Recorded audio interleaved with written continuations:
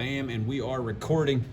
All right, in this one, we're gonna go over this particular view, which is the mandible, the mandible and the hyoid. So let's start with the mandible first. We'll review everything over on this column right here. All right, here we go. Bam. Mandible, which is the lower jaw, and you should know it is the only movable bone of the face. The rest of your skull provides leverage as this works against it, okay? Let's do the first one, condyloid process. Now, condyloid, oid, you know, means like in Latin, and condyle is a knuckle. So it's supposed to look like that. Let me move that off the screen. Perfect. It's supposed to look like the end of your knuckle. So if you go to the back side, right here, let me tilt it this way. I mean, I'm not kidding you. Tell me that doesn't look like the end of a knuckle. That's crazy. That's what they were doing. They were just sitting around having a big mug of mead. And they're like, hey, let's call that a process. That's like a knuckle. Now, a process is any piece of bone that sticks away from the main portion of the bone. This is the condyloid process. And if I bring the skull in here real quick, it actually articulates right here in this depression, right behind the zygomatic arch. It articulates with the temporal bone right there. So those condyloid processes sit in there, and that allows the jaw to rock. And it can do a little bit of side to side, but not too much, because then it could slide off and dislocate. We don't want that, okay? So that is the condyloid process. That's the big one, the big rocker in the back. Ramus. The ramus is the vertical portion of the bone. It's right here. This is the ramus. It's the vertical part. Angle. The angle is where the mandible changes direction from vertical to horizontal. And the angle's actually the angle. It's right there. That's the angle. Okay. Next is the body. The body is the main portion of the bone, and it runs angle to angle. So it runs from here. I'm just going to go right through the center of it. From here all the way over to the other one. And you'll see that word body used a lot as the main portion of any irregular shaped bone. So you'll see that name come up over and over and over. Okay, that's the body. Mental foramen. Foramen is a circular opening, and this looks good on the screen for you as well for me. Okay, the mental foramen is this opening right here. Mental foramen, and there's one on both sides, just like that. Mental foramen. Alveolar border. Now, alveolar is an interesting word. Alveolar refers to the Latin word alveolus, which means tooth. It means tooth. So this is the tooth border, the tooth border. I wonder where that is. That is the area where tooth meets bone. So I'll just trace it right here with my finger real slow. There's the alveolar border right there. Alveolar border. And it goes all the way across. Now, it's not labeled on any of your papers, but hey, you have teeth in the upper jaw, which is the maxilla. So I could tag it here as well. This is also the alveolar border. Anywhere tooth meets bone.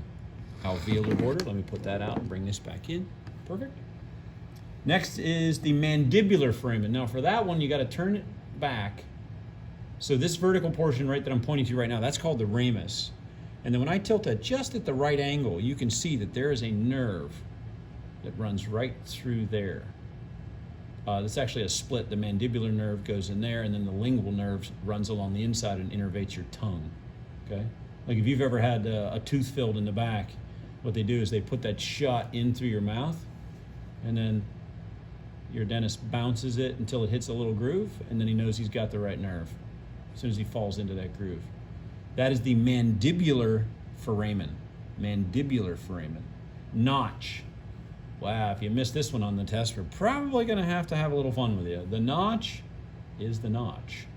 It's right there.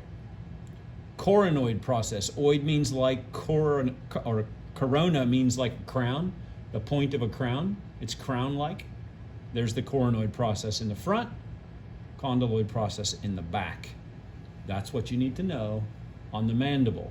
It would be very, very rare that I would ask you what's the name of this whole bone, just because there's so many cool parts to it. So that's the mandible. All right, let's bring in the hyoid. Oh, and look which hyoid. I got a broken one. We don't want that.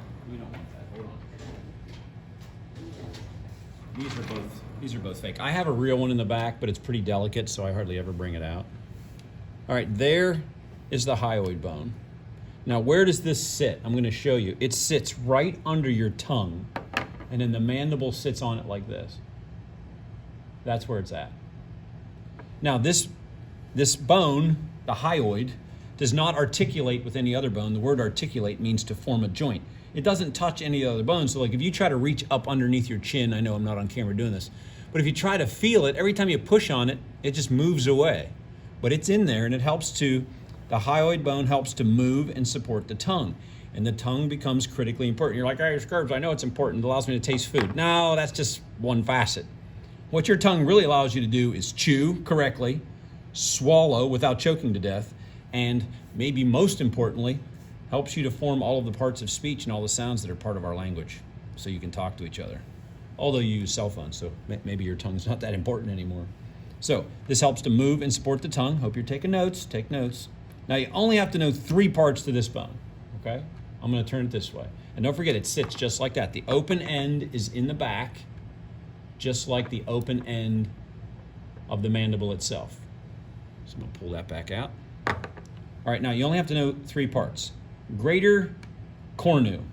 Now, greater cornu are these extensions right here, okay? Right there, right there.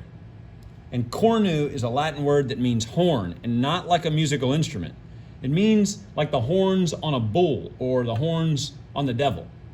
So you can see, you got a set of horns right there. Like imagine this was a bovine skull and you had these 2 big horns sticking up out of them. Actually, they'd be a lot flatter, but I tried to do that one time, and guess what happened? Yeah, I broke it, so I'm not doing that again. That's embarrassing. So the greater cornus. Greater is a directional term that means bigger. They're bigger. So we got the big horn. Big horn. The next one is lesser cornu. Lesser is a directional term that means smaller. So if I turn it this way, if I get it just at the right angle, I want to make sure, oh yeah, I'm getting this on the camera too. Good. If I get it just at the right angle, you can see these 2 small projections here and here. Oops, right there. Those are the lesser cornus because you can see they're a lot smaller. And they kind of, oh, if I put it like this, let me get my fingers out of the way. They kind of look like little fangs from your favorite vampire. Maybe this was from Edward, I don't know. He's my favorite vampire. Okay, moving on. And then the body, or basohyal, you can just call it the body. Remember, the body is a generic term used for the main portion of any irregular shaped bone, and that would be the portion between the greater cornus right here. This is the body of the hyoid right there. Okay, that's what you need to know for the mandible and the hyoid. Sweet.